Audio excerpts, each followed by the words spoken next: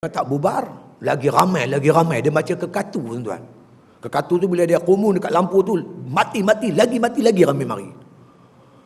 Kalau tanpa makna kita kata bekalan secukupnya, tuan-tuan, mereka takkan mampu bertahan begitu lama.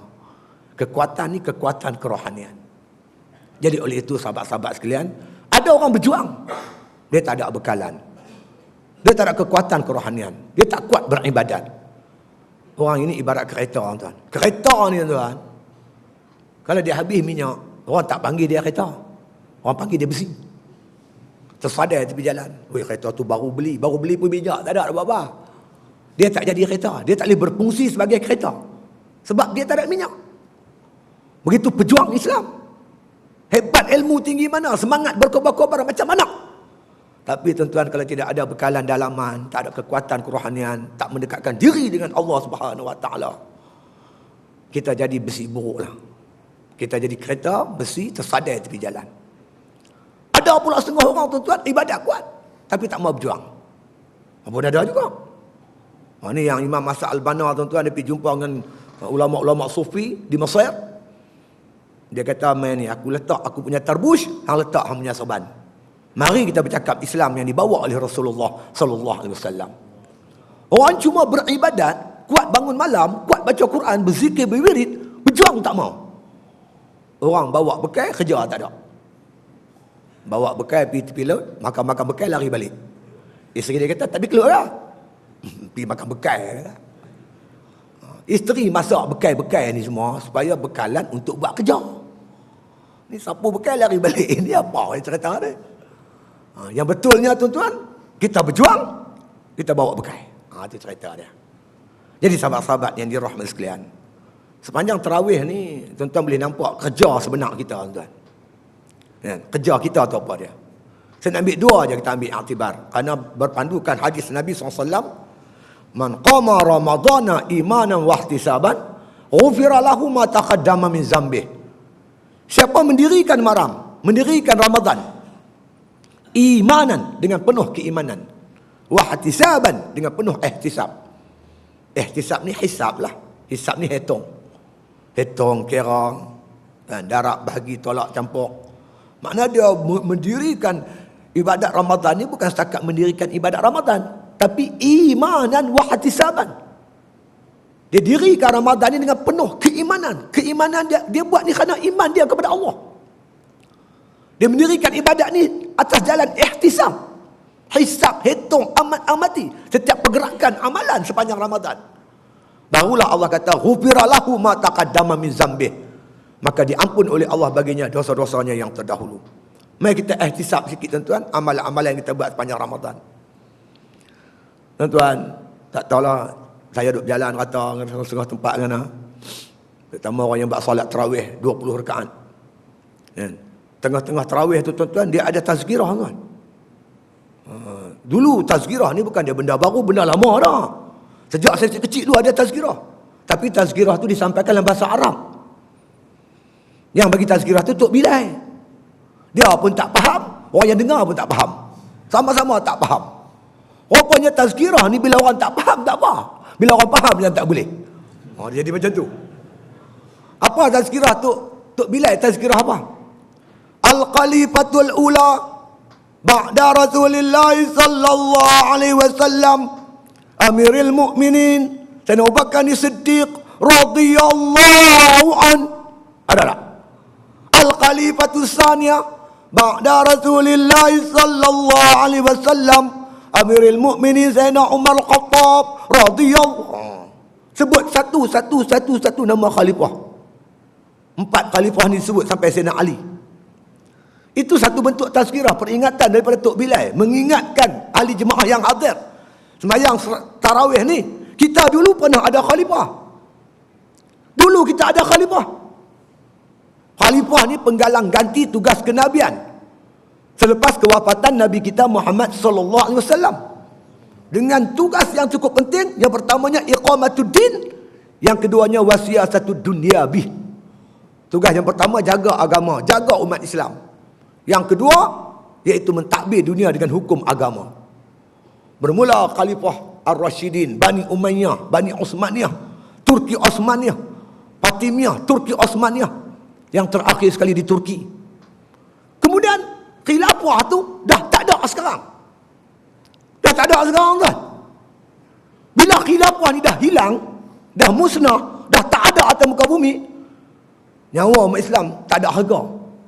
Umat Islam ibarat anak ayam kehilangan ibu berceridau. Orang boleh buat apa saja, tak ada umat Islam. Maka dengan sebab itu Tok Bilal peringatkan kita pernah ada khalifah. Mari sama-sama kita yang berterawih ni, kita kembalikan balik khilafah Islamiah di atas muka bumi Allah Subhanahu Wa Taala. Tapi bila kena tazkirah dalam bahasa Arab, Tok Bilal pun tak faham, makmum pun tak faham, siapa pun tak marah. Bila faham mula pening kepala. Di Perak arahan boleh buat tazkirah. Tapi tazkirah ni kita buat sebelum maghrib, sebelum Isya, atau lepas Isya sebelum tarawih, ataupun dah habis semua baru buat tazkirah. Tengah-tengah tak boleh ganggu makmum berjamaah. Tak apalah, kot mana pun tak apa kan. Asalkan makna kata boleh, tak apalah, kita boleh adjust benda ni, kita boleh adjust kan. Kita boleh, ini kita boleh adjust, tak ada masalah. Pokoknya kehadiran makmum yang ramai itu kita sampaikan tazkirah kan, peringatan daripada Allah Subhanahu Wa Taala. Jadi sahabat-sahabat yang dirahmati Allah sekalian, maka tazkirah itu mengingatkan kita kewajipan kita kembalikan balik khilafah ini. Sebab itu Dr. Mursi tuan-tuan mengikut ketua RISIK Israel. Kenapa tentera Gulin ya? Kerana dia buat perancangan nak mengembalikan balik khilafah Islamiah di atas muka bumi Allah. Dia nak tegakkan balik sistem khilafah di bumi Mesir. Kita boleh lihat tuan-tuan sekalian, walaupun setahun Mursi makna kata mentadbir dan memerintah, kita boleh terasa bagaimana peranan dia, makna kata sebagai seorang makna kata pemimpin. Dia buka semula terowong yang telah ditutup begitu lama. Terowong ni tuan-tuan antara Palestin ni, Rafah ni tuan-tuan, dengan Mesir, yang merupakan tali hayat bagi umat Islam di bumi Palestin. Terowong itulah disalurkan segala makanan, ubat-ubatan, bantuan dan sebagainya. Barulah sikit tuan-tuan orang Palestin boleh bernafas, boleh bernyawa. Hari ini terowong tu dia telah pun diletupkan pula, dimusnahkan oleh rejim tentera Mesir yang ada pada hari ini. Hingga maknanya orang Palestin sekarang ni tuan-tuan terputus makanan, terputus ubat-ubatan dan sebagainya. Sebab itu mereka tidak mahu tuan-tuan melihat tertegak balik khilafah Islamiah di bumi Mesir. Yang mereka yakin kalau sekiranya makna kata sistem pemerintahan Islam atau khilafah Islamiah kembali berkuasa di Mesir, dia akan memberi satu semangat tuan-tuan yang luar biasa kepada gerakan Islam di seluruh muka bumi Allah Subhanahu Wa Taala. Sebab itu tuan-tuan kita berkeyakinan tinggi insya-Allah dengan pertolongan Allah Subhanahu Wa Taala, sahabat-sahabat kita di Mesir insya-Allah akan diberi kemenangan oleh Allah Subhanahu Wa Taala. Jadi jelasnya tuan-tuan, tazkirah Ramadan itu mengingatkan kita tentang betapa pentingnya kita kembalikan balik makna khilafah di atas muka bumi Allah. Yang kedua tuan-tuan, saya nak sentuh di antara doa-doa yang dibaca tuan-tuan sekalian oleh imam-imam sepanjang bulan Ramadan ini. Sebab kita dah duduk di penghujung ni, kita nak ambil tuan-tuan sekalian iktibar daripada doa yang dibaca oleh imam. Saya kata api tuan-tuan, bermula daripada Bukit Minyak sampai malam ni, setiap malam tazkirah. 2 malam lepas saya di Perlis tuan-tuan. Malam tadi saya ada di Masjid Batu. Malam sebelumnya saya ada tuan-tuan di Pokok Senar. Besok saya ada satu lagi tazkirah di Kuala Kangsar, masjid di Bekan Kuala Kangsar tu.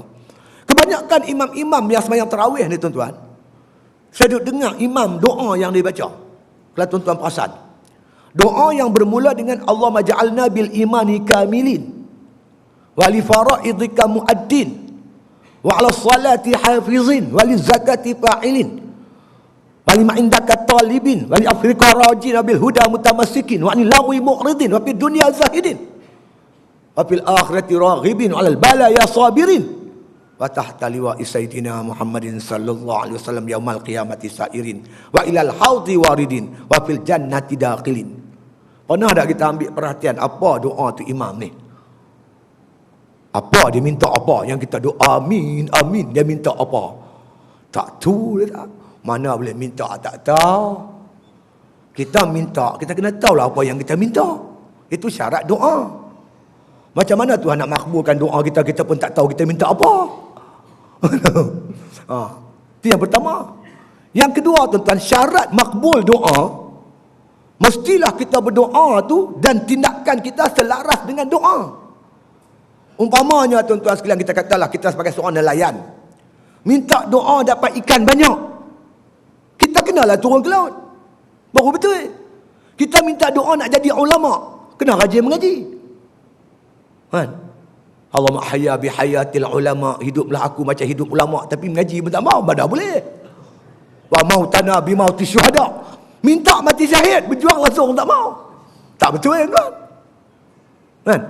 Kalau kita petani, minta padi menjadi. Kalau kita ini kaki tangan kerajaan, minta bonus 3 bulan. Betul tak doa kita? Betul lah. Kalau hampir ke laut, minta bonus tak kena. Duk manci ikan sepat, ya Allah, bonus apa ke laut? Ya tak? Lah ni kita minta apa, kita buat apa. Itu cerita dia. Saya tak maulah panjang sangat doa tu. Saya nak ambil sikit ya, nak getu sikit, nak ambil sikit ya di antara doa-doa tu. Wa tahta liwa'i sayyidina Muhammadin sallallahu alaihi wasallam yaumal qiyamati sa'irin.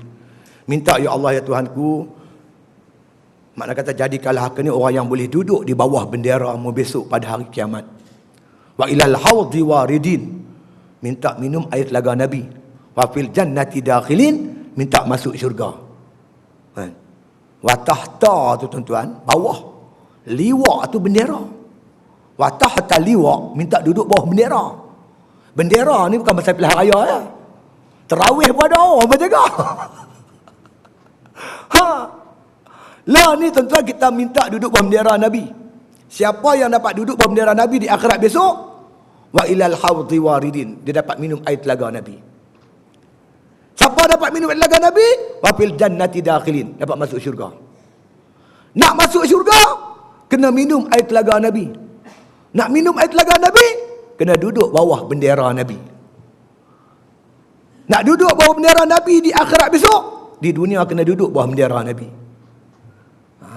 Lah ni kita balik rumah, tengok bendera rumah kita. Tengok perhati warna dia. Siapa ada dengan bendera Nabi? Suruh Tok Guru, Ustaz buka kitab tentang bendera Nabi. Bendera Nabi ni kalau apa agak-agak. Melawak-melawak juga. Tapi ulama tuan-tuan, mereka sebut maksud bendera di sini perjuangan. Kerana Nabi tak pernah pergi masjid bawa bendera.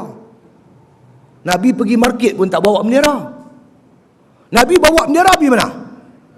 Pergi perang.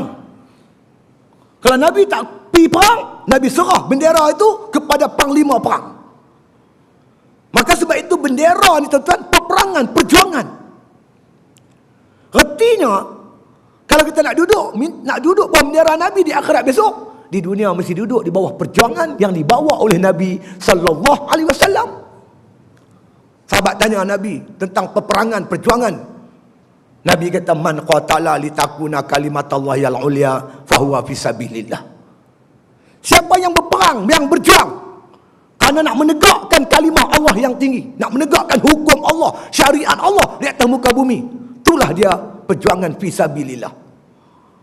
Maka perjuangan Nabi melaksanakan hukum Allah disambung oleh khulafa' rasyidin, oleh sahabat-sahabat Nabi, disambung oleh para tabi'in, tabi'in, kemudian disambung oleh para alim ulama di seluruh muka bumi Allah Ta'ala ini tuan-tuan.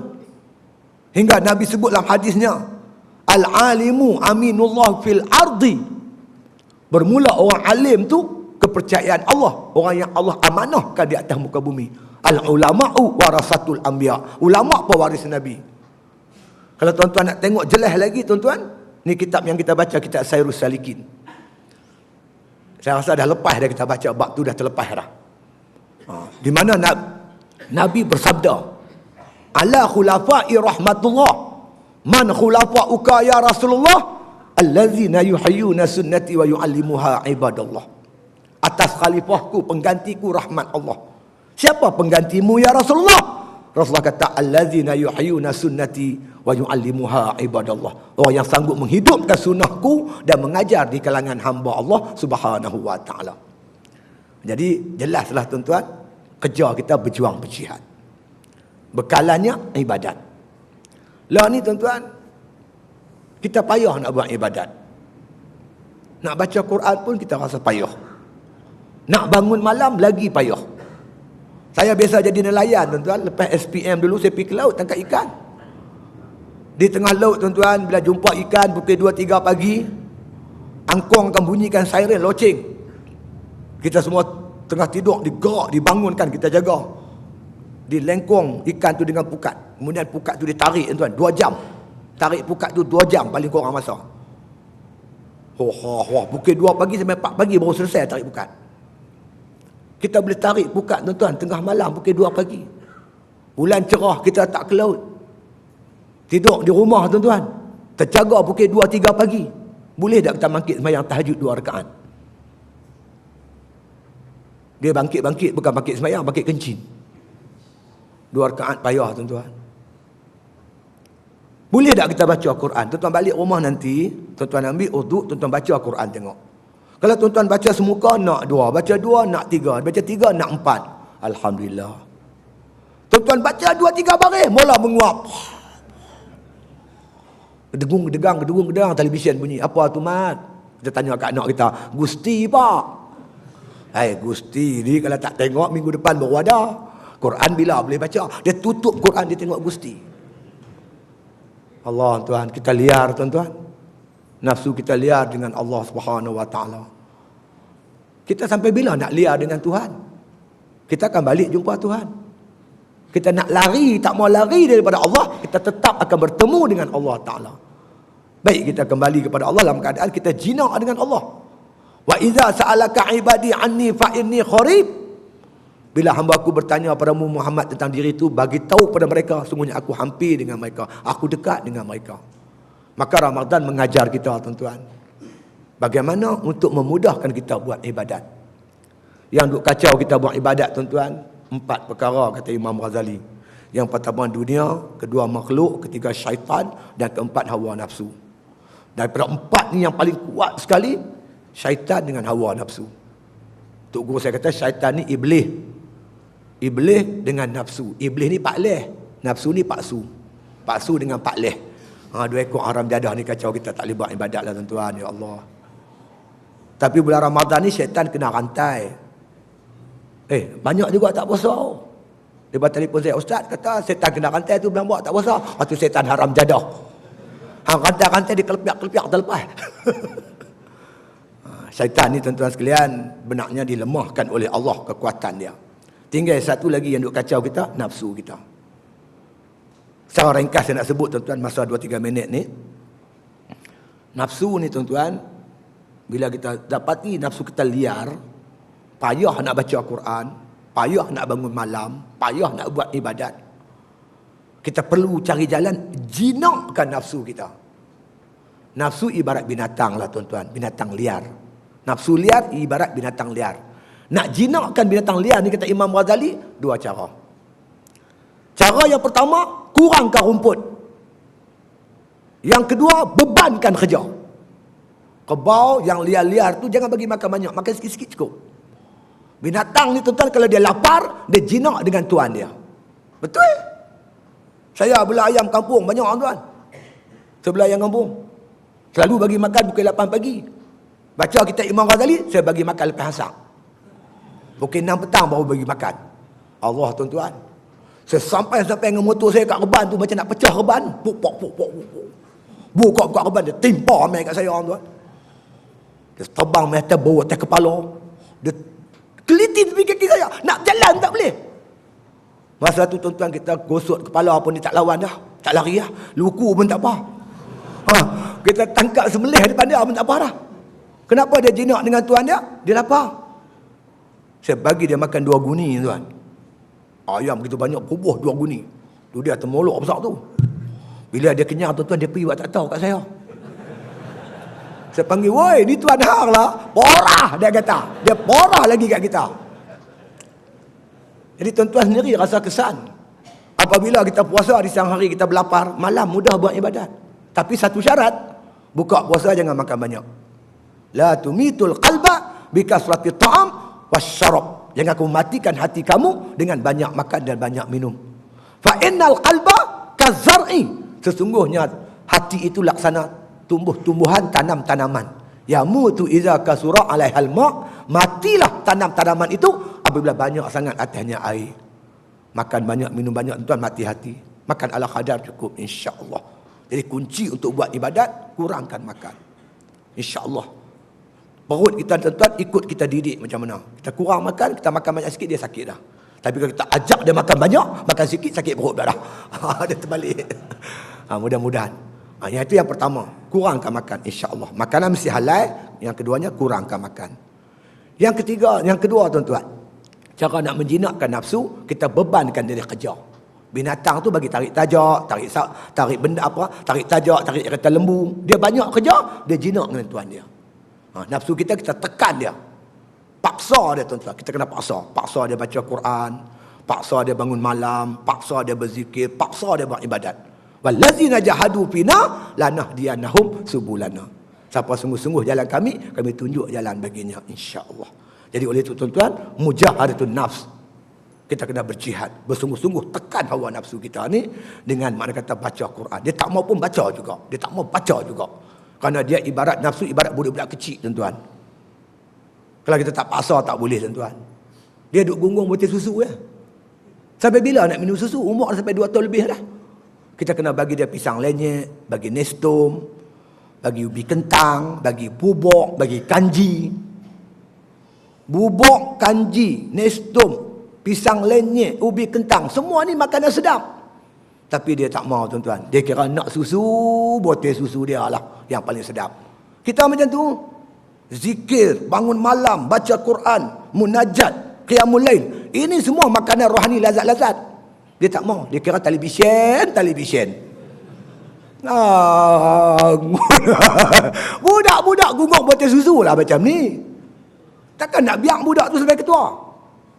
Kita paksa dia ambil bubuk, sumbat. Dia buat macam tu.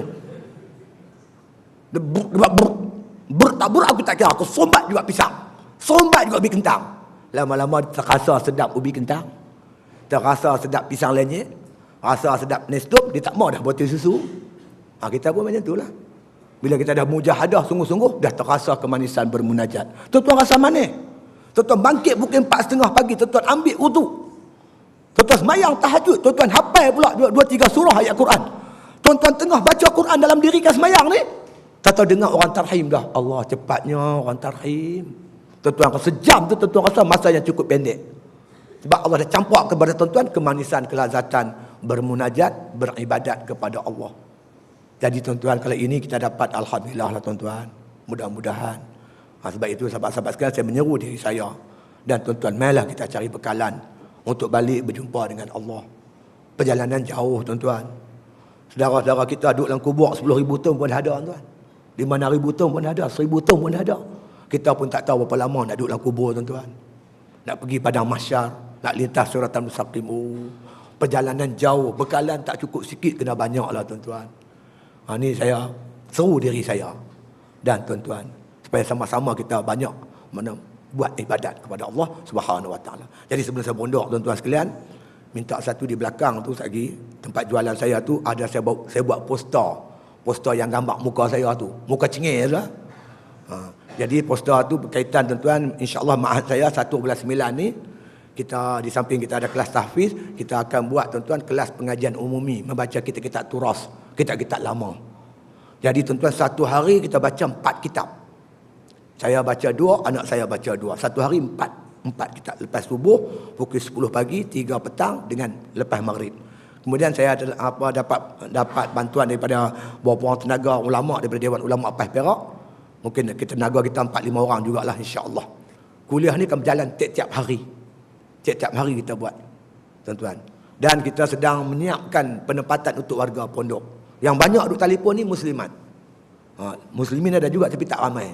Dia bertanya saya kenapa muslimin tak ramai? Sebab yang muslimat ramai. Sebab muslimin jadi muslimun. Muslimin muslimut, dia tidur. InsyaAllah. Jadi tuan-tuan sekalian, pengajian percuma, penempatan pun percuma. Kita bagi secara percuma insya-Allah. Cumanya minta maaf untuk kelamin dah penuh. Kita ada 6 unit tempat penginapan tu untuk yang berkelamin ni. 6 tu dah semua orang dah duduk dah. Tapi tanah kita masih ada 5 ekar kosong. Siapa nak main duduk, kalau ada bawa isteri, hampa pacak lah sendiri. Kayu ke, tiang apa boleh sendiri. Hampa buat lalu kepada hampa nak buat, hampa buat lah. Tapi bagi muslimat tuan-tuan, kita buat tempat, terutama muslimat yang tua-tua lah, kita buat siapkan tempat yang agak selesa. Kita ada 2 blok bangunan, satu blok bangunan tu panjangnya kira-kira 150 kaki. Jadi tuan-tuan kita dapat buat 6 pintu. Satu pintu tu dia punya panjang lebar dia tu 25 kaki. Kita buat 2 bilik, satu hall, satu tempat masak, satu bilik air. InsyaAllah tuan-tuan. Yang 6 pintu ni hampir-hampir siap lah insyaAllah. Saya jangka tuan-tuan sebelum 1 bulan 9 ni mungkin siap sepenuhnya, boleh muslimat kita duduk. Tapi kalau yang muslimat yang muda sikit, yang inilah yang segak, yang kuat lah, kita ada asrama 2 tingkat untuk mereka insya-Allah. Yang tua-tua ni tak payah bagi tingkat-tingkat lah, naik turun tangga ke bawah lagi haru biru pula. Kita buat asrama sebelah masjid saja. Kemudian satu lagi bangunan, oleh kerana muslimat ramai telefon tuan-tuan, dan satu lagi bangunan ada 200 kaki. 200 kaki ni tuan-tuan dijangka boleh buat 8 pintu insya-Allah. Yang ni kita akan renovate, buat bilik-bilik dia apa semua tuan-tuan sekalian lepas 1 bulan 9 nantilah insya-Allah. Adapun bagi muslimin, bangunan 2 tingkat. Bilik air dia di luar, tempat masak pun di luar. Insya-Allah. Jadi saya amat alalukan kalau ada adik-beradik tuan-tuan di belah Perak apa semua nak memondok, kita amat alalukan. Pengajian percuma, penempatan pun percuma. Masak sendirilah. Aku nak masak kat hampa mampulah aku. Aku tak larat lah. Tapi bagi orang tua-tua yang tidak ada supporter lah, dia tak ada anak ke cucu nak tolong dia untuk sumber dia makan minum di situ, insya-Allah saya akan sediakan beras, ikan, sayur semua untuk mereka saya akan sediakan insya-Allah. Insya-Allah tuan. Jadi begitu juga tuan-tuan, kalau ada di antara tuan-tuan mana kata ada cuti-cuti panjang, nak duduk sana seminggu, 2 minggu ke apa semua, insya-Allah boleh hubungi saya. Kita sediakan macam mana cara kita boleh bincang lah. Nak duduk seminggu, 2 minggu nak baca kitab.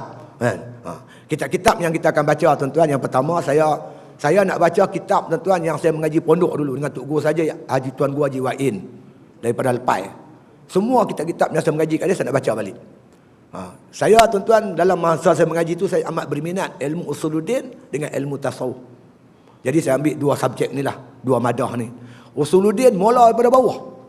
Matan Mubarahin, kita naik Faridatul Faraid, Usul Tauhid, naik lagi Aqidatul Najin, Bidatul Hidayah, Durus Samin, Usul Tahqiq. Ni kita baca balik daripada awal, daripada bawah. Sifat 20 tu kita baca daripada bawah. Adapun ilmu tasawuf bermula tuan-tuan sekalian daripada Bidayatul Talibin. Naik Khatrul Ghaisiyah, naik lagi Hidayatul Salikin, naik lagi Sairus Salikin, naik lagi Minhajul Abidin, naik lagi kitab Hikam. Kita akan baca hari-hari baca. Kita akan baca setiap hari insya-Allah. Jadi tuan-tuan sekalian, di antara tenaganya lagi anak saya, dia dulu dia mengaji Sudan, dia ambil tahfiz, kemudian dia sambung ke Syria, pengajian dia yang terakhir tuan-tuan di di Yaman. Dia mengaji tuan-tuan sekalian di Darul Mustafa. Dia banyak mengaji kitab fiqh. Jadi dia kata saya dia nak mengajar kitab fiqh. Fiqh bermula pada Safidatul Najah, lepas tu Matan Abi Sujaq atau Fathul Qarib, Mutla'in Badrin dan juga Kifayatul Muhtadi. Ada 2-3 orang tenaga ulama Perak yang akan menyampaikan kuliah-kuliah tafsir dan juga hadis insya-Allah. Jadi kalau tuan-tuan yang berminat, mainlah duduk 2-3 hari ke balik tak kisahlah. Pondok ni bukan dia macam sekolah. Ustaz nak balik boleh lah, jangan balik lama-lama. Hang balik sampai sebulan tak mai, kira pondok kosong bagi orang lain masuk kalau mai 2-3 minggu balik tu tak kisah, tak ada masalah. Ataupun nak sekali-sekali nak dengar pun tak ada masalah, kita amat lalukan. Cuma saya ambil kesempatan tuan-tuan malam ni iaitu nak menyebut kepada tuan-tuan, bangunan yang 150 kaki itu alhamdulillah hampir siap. Itu pun dah mencecah 80,000 dah tuan-tuan. Dan kita pasang wiring dia, api, pasang air apa semua. Yang bangunan yang 200 kaki ni tuan-tuan sekalian, itu kita belum musik lagi. Kita akan buat selepas raya ni nanti insya-Allah. Jadi saya buka peluang pada tuan-tuan yang ingin berwakaf dengan tujuan makna kata menyiapkan penginapan untuk muslimat ni. Bagi muslimin tu kita akan renovate, kita akan buat bilik dan sebagainya.